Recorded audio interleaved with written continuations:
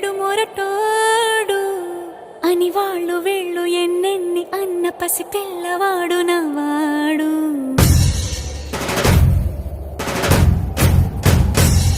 విడు ముండోడు అని ఊరు వాడ అనుకున్న గాని మహారాజు నాకు నవ్వాడు.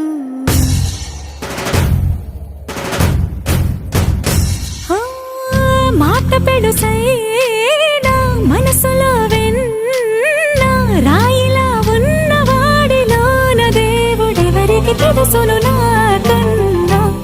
సూసేకి అగ్గిరవ్వ మాదిరే ఉంటాడు.